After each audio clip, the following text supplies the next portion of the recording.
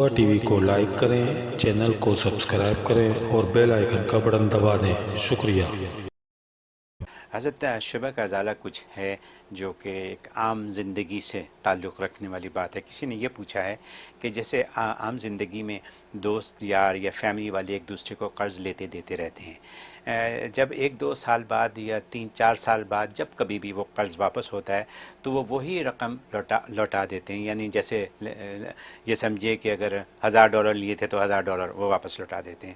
لیکن دراصل اب اس رقم کی ویلیو کم ہو چکی ہوتی ہے کیونکہ انفلیشن اور وغیرہ وغیرہ، تو اسلام اجازت نہیں دیتا کہ اصل رقم کے اوپر کچھ اور رقم وصول کی جائے to make the value even, ٹھیک ہے؟ تو اس طرح قرض لینے والے کا کیا نقصان نہیں ہو جاتا کہ اس نے قرض تو دیا اچھی نیت سے لیکن واپسی کم ہو گئی اس کی؟ تو اور اسلام اس کی اجازت کیوں نہیں دیتا کہ آدمی زیادہ پیسے لے سکے؟ کیونکہ انصاف، اسلام تو سب سے زیادہ انصاف پسند مذہب ہے اور اسلام یہاں انصاف نہیں ہونے دے رہا۔ تو فرمائیے آپ کیا ہمیں گائیڈ کریں گے؟ بڑا سوچ کے لایا کوئی ہے شبہ، جی تو اچھا شبہ ہے۔ تو پہلی بات تو اصل میں اسلام تو انصاف پسند ہے اور انصاف ہی مہیا کرتا ہے، جی لیکن مسلمان یا انسان خود انصاف پسند نہیں ہے۔ یہ فالٹ جو ہے نا خود انسان اور مسلمان کا ہے۔ جو مسلمان اسلام کو صحیح فالو نہیں کر رہا اس نے خود یہ مصیبت اپنے گلے ڈالی ہے، ورنہ اسلام نے اس کو ایسی کوئی تعلیم نہیں دی۔ اسلام نے جو اس کو گائیڈ لائن دی وہ تو اتنی پرفیکٹ ہے کہ اس کو یہ کام کرنے کی ضرورت ہی پیش نہ ہے۔ اور یہ بات جو ہے رسول اللہ صلی اللہ علیہ وسلم 1400 سال پہلے عملی طور پہ ہمیں گویا کہ کر کے دکھا کے گئے کہ اس کا مطلب ہے کہ ڈی ویلیو ہوگی۔ ڈی ویلیویشن جو آج کی دنیا نے یہ اصطلاح سمجھی ہے، جیسے آپ نے بتایا کہ $1000 دیا، 2 سال کے بعد وہ 1000 نہیں ہے، اس میں تو 500 کم ہو گئے، ٹھیک ہے نا؟ تو گویا کہ یا 1,00,000 روپے دیا تو 2 سال کے بعد گیا تو آپ نے 90,000 واپس کیے، 10,000 تو ڈی ویلیو ہو گیا۔ جی تو گویا کہ لیکن رسول اللہ صلی اللہ علیہ وسلم نے جو عملی اپنا طرز عمل دیا تو ایسا دیا کہ آپ کی ڈی ویلیویشن جو ہے بالکل کور ہو جائے گی اگر اس پہ یہ امت عمل کرے یا مسلمان عمل کرے، ٹھیک ہے نا؟ تو اسلام کا اس میں کوئی فالٹ نہیں ہے، پہلی بات۔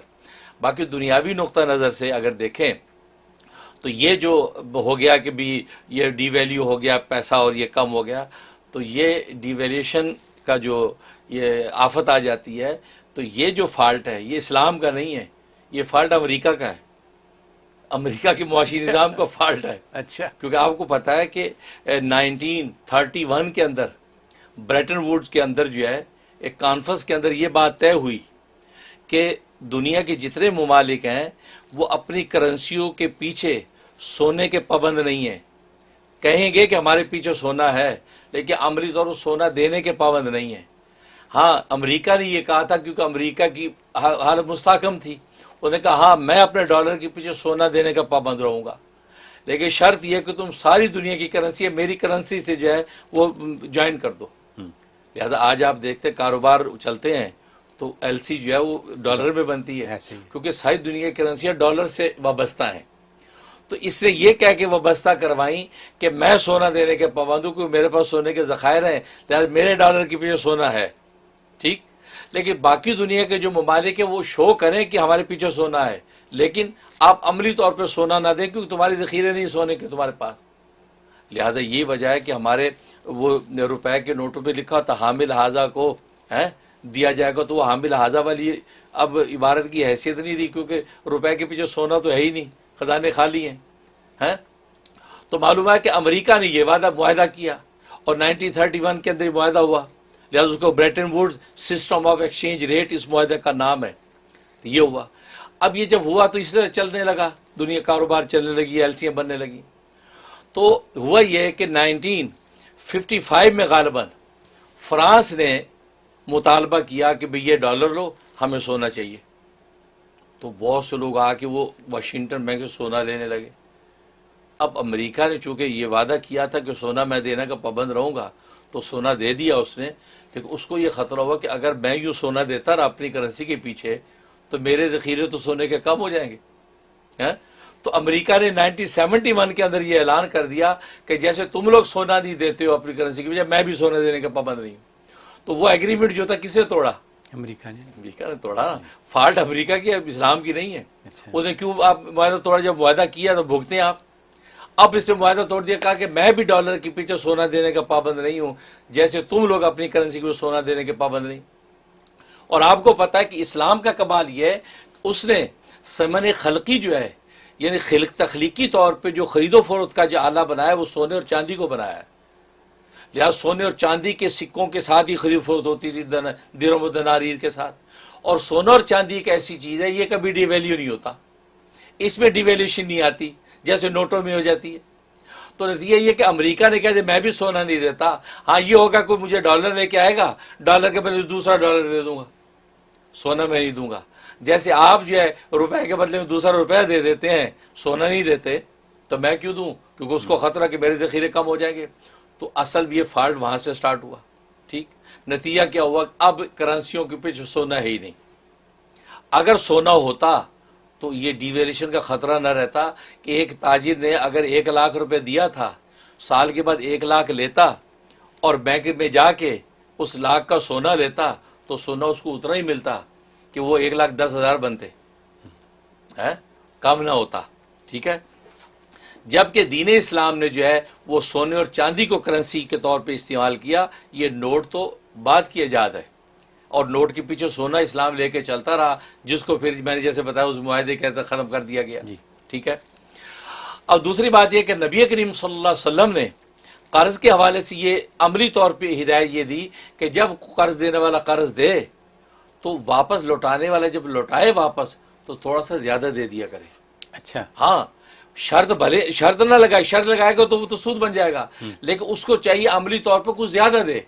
یہاں تک کہ نبی پاک صلی اللہ علیہ وسلم نے کر کے دکھایا۔ حدیث میں آتا ہے کہ ایک انصاری جو صحابی سے آپ نے قرض لیا تھا، 40 سا آپ نے قرض لیا تھا، تو وہ لینے کے لیے آیا کہ جی میرا وہ قرض، آپ فرمایا کہ ابھی مجھے تھوڑا سا اور وقت دو، تو ابھی انتظام نہیں ہوا، یہ بات کی۔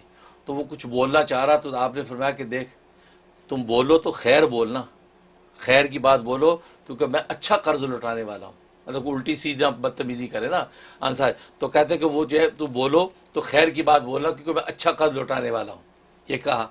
اس کے بعد جب آپ نے اس کو واپس کیا تو اس سے جو ہے گویا کہ 40 سا آپ نے لیا تھا نا، آپ نے 40 سا اور زیادہ کر کے 80 سا واپس کیا۔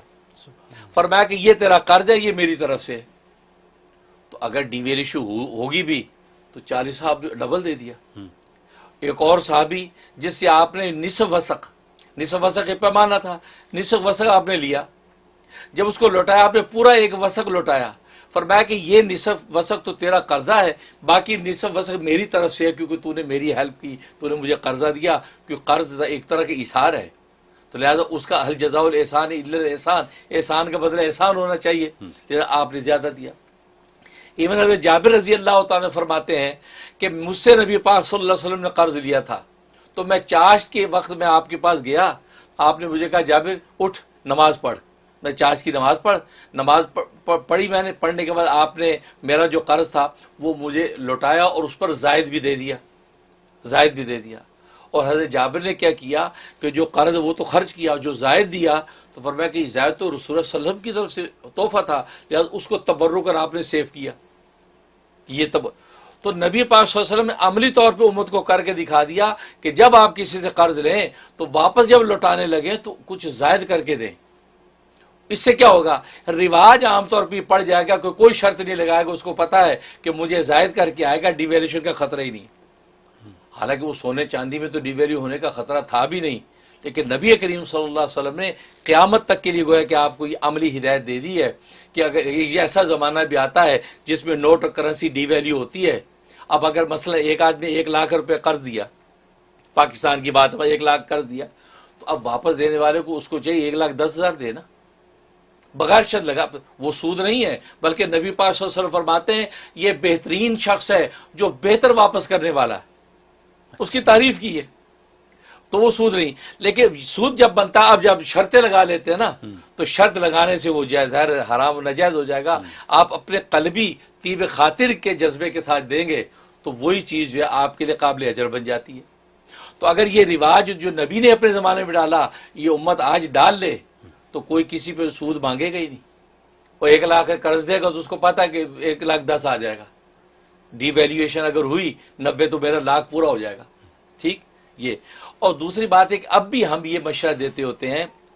پاکستان میں جب تھے ہم یہ مشورہ دیتے تھے کہ اگر وہاں پہ اگر آپ نے وہ قرض کا لین دین کرنا ہے تو ڈالر میں کریں. ڈالر میں کریں کہ ڈالر ایک ایسی کرنسی ہے جو عام طور پہ ڈی ویلیو نہیں ہوتی بنسبت روپے کے. تو اگر کوئی کہتے یار مجھے 1 لاکھ روپے چاہیے, آپ اس 1 لاکھ کے ڈالر دیکھیں کتنے بنتے ہیں. انہوں نے کہا جی ٹھیک ہے جی آپ کو یہ $500 میں دے رہا ہوں, $500 ہی سال کے بعد لوں گا میں. اب $500 جب سال کے بعد لے گا نا تو بینک میں جائے گا تو اس کو ہو سکتا ہے 1,10,000 بنے, کیونکہ وہ ویلیو یا پورا لاکھ بنے گا. تو وہ مطلب ہے کہ اس کی ڈی ویلیویشن کا نقصان نہیں ہوگا. امریکہ یورپ میں ہم یہ کہتے ہیں کہ یہاں اگر آپ نے کرنی ہے تو آپ اس کی سونے میں کریں, سونے کے اندر گولڈ کے اندر کریں کہ جی آپ کتنے چاہیے, جی مجھے $1,00,000 چاہیے. یار $1,00,000 کا سونا کتنا ہے, تو کہا جی یہ جی اتنا گرام سونا بنتا ہے. کہ یار دیکھو اتنے گرام سونے کے بسکٹ جو ہے نا یہ میں آپ کو دیتا ہوں. ٹھیک, یا لکھ دیا کہ اتنے گرام سونا بن رہا ہے, یہ سونے کے بیاپ پہ میں آپ کو اتنے ڈالر دے رہا ہوں, آپ مجھے اس سونے کے بیاپ پہ قرضہ واپس کریں گے. اب وہ جب سونے کے بیاپ پہ آپ کو بسکٹ واپس کرے گا اتنے گرام کے, ڈی ویلیو کا سوال ہی نہیں ہو سکتا, ویلیو آپ ہو. تو شریعت نے تو آپ کو اتنے اچھے راستے بتائے, آپ خود فالو نہیں کرتے. تو گویا کہ اسلام انصاف پسند ہے, مسلمان یہ انصاف خود انصاف پسند نہیں ہے. یہ چور دروازوں سے جو ہے وہ غریب کا خون چوستا ہے, امیر کو انجیکشن خون کا لگا کے اس کو موٹا کرتا ہے. لہٰذا اس سسٹم کیپٹلزم سسٹم میں غریب غریب تر ہوتا ہے, امیر امیر تر ہوتا ہے. ٹھیک ہے نا. پر یہ ہے وہ صورت. اگر آج بھی لوگ بلکہ امت اس پر فیصلہ کر لے کہ یار وہ قرض کے اوپر ہم وہ کیا کریں گے, زیادہ دینے کی روایت ڈال لیں گے, تو آپ دیکھنا کہ کوئی اس کے اوپر سود مانگے گا نہیں, اور سب کہیں گے یار رسول اللہ صلی اللہ علیہ وسلم خود یہ کرتے تھے, لہٰذا ہم جو ہے لاکھ دیں گے تو واپس ہم 1,10,000 دیں گے. نتیجہ کیا ہوگا, قرض دینے والا بھی خوشی سے قرض دے گا ہے, اور یہ سوچے گا یار 2 سال بعد واپس ملے گا, قوت خرید اس کی کم ہو جائے گی, یار ادھر زیادہ ہو جائے گی, وہ سارے خرخش ختم ہو گئے. تو یہ اصل میں حقیقت یہ ہے کہ دین اسلام کی رحمت کو اور شریعت کی اس نفاست کو آج لوگ سمجھتے نہیں ہیں, جس کی وجہ سے نقصان اٹھاتے ہیں. لہذا یہ فالٹ اسلام کا نہیں ہے, کسی اور کا ہے. رحمت کو اور شریعت کی اس نفاست کو آج لوگ سمجھتے نہیں ہیں, جس کی وجہ سے نقصان اٹھاتے ہیں. لہذا یہ فالٹ اسلام کا نہیں ہے, کسی اور کا ہے. ان کو فالٹ اپنا فکس کرنا چاہیے. کرنسی کے پیچھے سونا لے کے آ جائیں اور سونے کے بیاپ پہ یہ ساری کی ساری چیزیں ہوں, اور سونا اور چاندی یہ اللہ نے یہ سامان بنائی تھی, تو اس کی بنیاد پہ آ جائیں گے تو یہ کیا ہوگا, آپ کو کوئی نقصان نہیں ہے. لیکن آج آپ نے چلو سمن عرفی نوٹ کو سمن عرفی بنا دیا علماء نے, اس کو لے کے چلتے ہیں. تو میں نے بتایا تو یا تو ڈالر میں آپ قرض لیں اور یا پھر سونے کے بیاپ. دین کی بات پھیلانا صدقہ جاریہ ہے. ثواب کی نیت سے ویڈیو کو شیئر کیجیے. شکریہ.